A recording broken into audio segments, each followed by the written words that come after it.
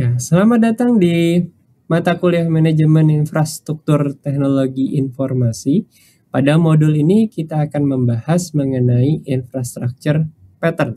Seperti kita tahu bahwa infrastructure pattern merupakan kategorisasi atau kristalisasi dari pengetahuan dan pengalaman di mana kita coba untuk mengelompokkan aplikasi ke dalam pola-pola tertentu. Pada modul ini yang akan kita bahas antara lain yang pertama, kita mencoba untuk memahami terlebih dahulu definisi dari infrastructure pattern.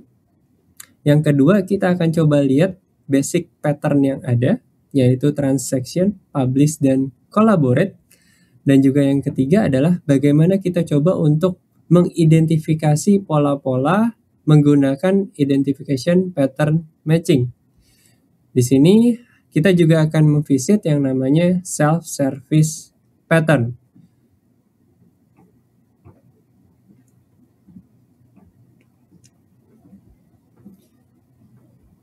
Oke, kita coba lihat dari definisi singkatnya terlebih dahulu ya. Pattern merupakan sebuah konsep yang memfasilitasi ya rapid mapping. Artinya kita mencoba untuk melakukan mapping atau pengelompokan berdasarkan kebutuhan bisnis kepada desain infrastruktur yang kita miliki. Dan struktur komponen atau pemilihannya itu berbeda-beda ya di setiap lapisan. Kalau kita lihat di sini muncul pertanyaan, bagaimana caranya mendapatkan rancangan infrastruktur yang telah teruji di lapangan?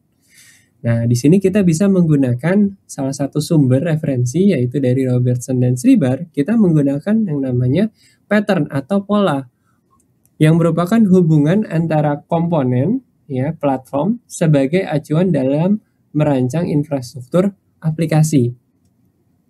Konsep pattern sendiri ya, jadi definisi yang lebih detailnya ya, pattern itu adalah sebuah arsitektur ya yang merupakan kristalisasi dari pengalaman, dari pengetahuan, keahlian dalam mengembangkan arsitektur yang berhasil ya. Artinya pola-pola ini tidak didapat secara langsung, tapi memang berdasarkan pengalaman dan analisis terlebih dahulu. Nah, di sini pola-pola yang sudah ada itu dapat membantu kita untuk yang pertama, yaitu membangun infrastruktur solusi yang dibutuhkan dan memperkirakan kebutuhan teknologi dan biaya yang dibutuhkan. Nah, muncul lagi pertanyaan, bagaimana caranya mendapatkan pola-pola solusi yang telah teruji di lapangan? Nah, di sini dilakukan dengan cara yang namanya koleksi pattern. Pattern yang memiliki langkah yang sama atau behavior yang sama itu dijadikan satu. Nah, kita punya standar ya, digunakan juga di industri sejenis. Nah, pola-pola sistem aplikasi utama yang paling banyak digunakan di perusahaan. Nah, pola-pola ini juga dapat mengakomodasi kebutuhan masa depan perusahaan. Nah, pola-pola dasar ya yang merupakan salah satu bagian utama dari pattern atau pola. Yang pertama adalah pola yang namanya transact ya atau transaction ya. Di sini adalah pola-pola aplikasi yang memiliki behavior di mana kita bisa menyimpan suatu data ya atau insertion ya atau editing atau delete ya, semua perubahan terhadap data itu bisa kita kategorikan sebagai kategori pola transaction. Yang kedua adalah pola-pola publish ya. Pola transaction bisa kita ibaratkan sebagai aplikasi yang menerima form yang dimana kita melakukan editing terhadap form tersebut. Sedangkan publish di sini adalah kita mencoba untuk membaca suatu misalnya halaman atau portal berita di mana sistem portal berita tersebut menyediakan atau mempublish data tersebut. Isinya adalah read semua ya. Bagaimana kita bisa memaksimalkan infrastruktur agar fitur atau behavior dari publish ini bisa berjalan secara optimal ya. Dan yang terakhir adalah collaborate ya, di mana terdapat interaksi pertukaran informasi antara user dan aplikasi. Antara user dengan user juga bisa dan berkolaborasi sama-sama. Contohnya apa? bisa kita ibaratkan sebagai messaging app, di mana kita bisa mengirimkan message ke dalam suatu grup, dan di grup tersebut semua message-nya terbroadcast kepada seluruh anggotanya, dan anggota lain ada yang membalas di dalam grup tersebut. Nah, di sini adalah gambaran turunan ya, 9 pattern dasar ya, yang diturunkan dari transaction, dari publish, dan juga collaborate. Kalau kita lihat, yang pertama adalah pola-pola transaction ya, mulai dari 1 tier, lalu berikutnya 2 tier, lalu berikutnya 3 tier. Ya, 1 tier itu di sini hanya satu lapisan saja, ada client dan juga ada server ya. Kalau 2 tier, di sini ada client ya, di sini ada servernya juga ya, tapi ada di situ ada row atau ada SQL di dalam sini ya. Atau 3 tier ya, di mana di sini ada 2 server ya yang memfasilitasi kebutuhan tersebut ya. Perlu kita ketahui bahwa ketika kita membagi kebutuhan atau membagi resource, pekerjaan terhadap suatu resource, artinya kita juga membagi load balance terhadap resource tersebut. Yang biasanya raw SQL itu ada di satu server, ini hanya dedicated untuk server itu sendiri. Misalkan server ini sebagai app server. Ya, dengan begitu pekerjaannya bisa jauh lebih optimal. Ya. Server-server yang memiliki kemampuan tinggi itu akan menjadi database server dengan horizontal scaling seperti yang kita sudah pelajari pada bab-bab sebelumnya. Server-server yang memiliki komputasi rendah bisa kita jadikan sebagai app server atau front end server, di mana dia akan menerima request dari user dan menampilkan apa yang harus ditampilkan, dan tapi dia mengambil data dari DB server.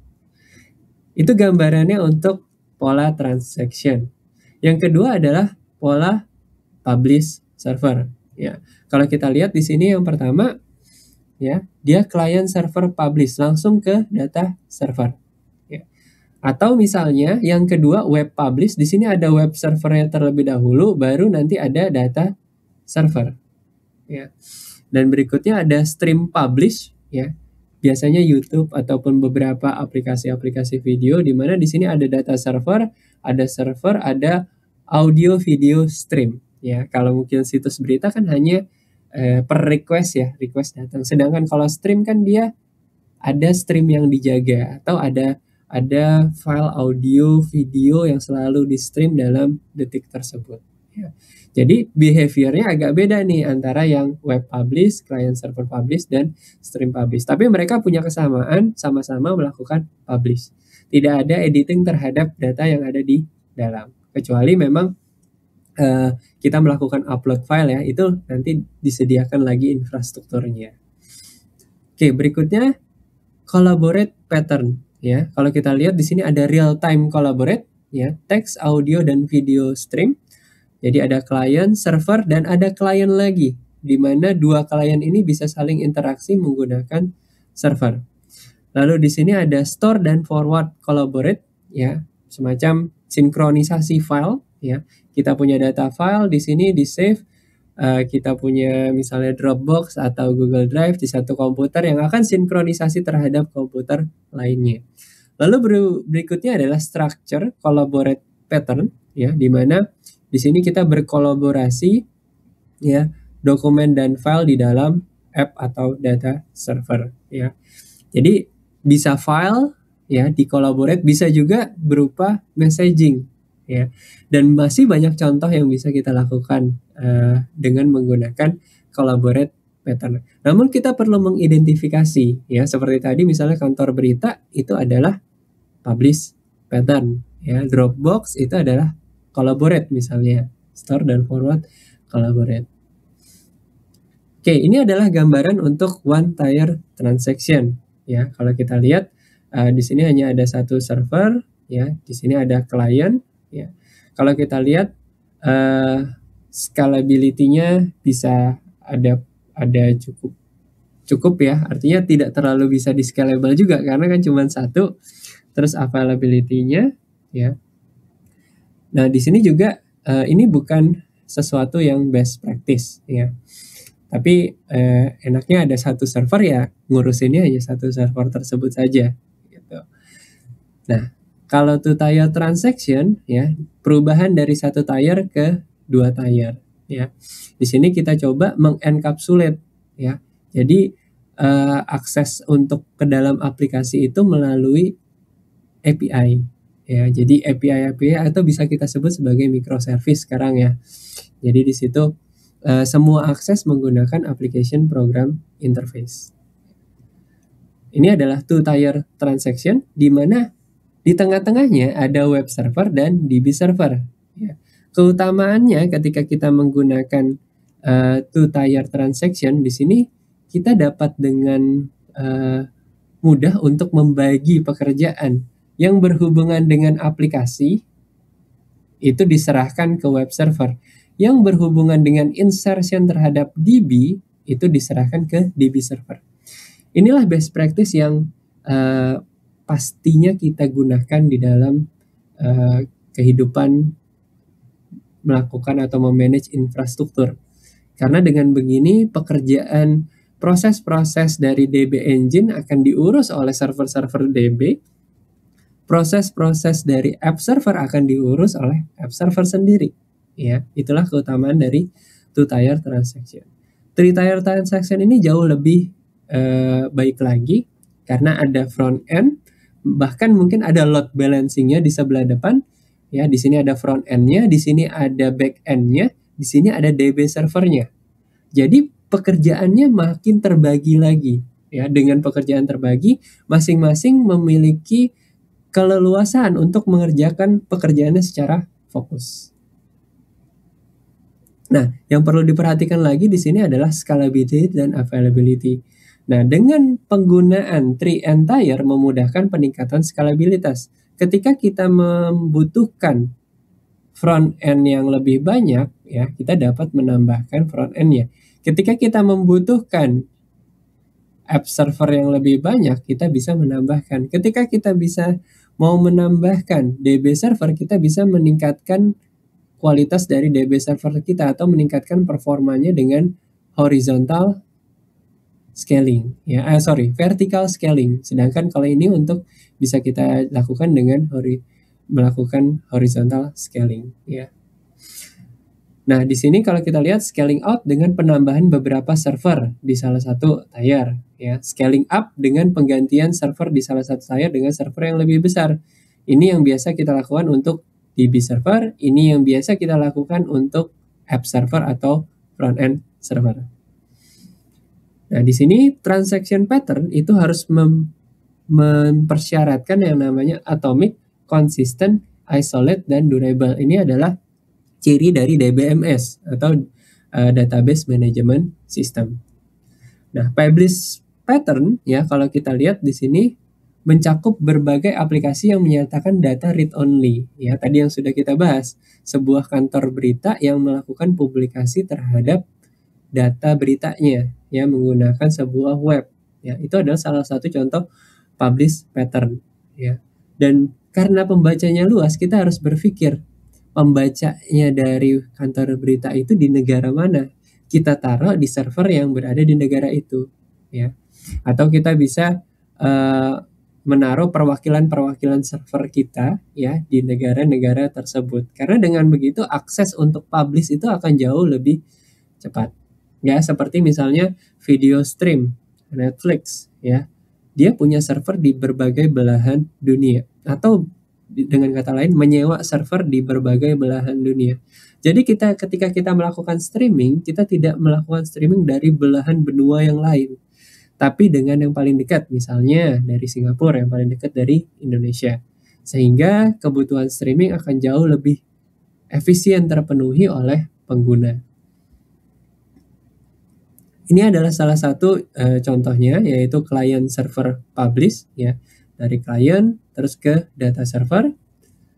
Berikutnya web publish, di mana di tengah-tengahnya ada web server dan di belakangnya ada DB server. Ini jauh lebih memiliki skalabilitas seperti yang sudah kita bahas sebelumnya. Lalu stream publish di sini contohnya real audio IPTV, web seminar, podcast, YouTube, dan lain-lain. Ya.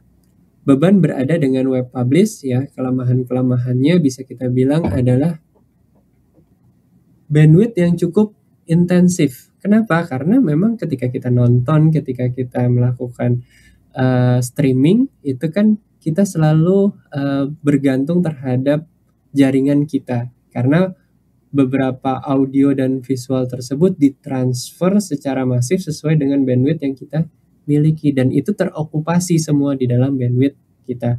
Otomatis server layanannya juga terokupasi di sana. Lalu berikutnya adalah collaborate pattern, ya. Kalau kita lihat collaborate pattern ini melibatkan komunikasi dua arah dan pertukaran, ya.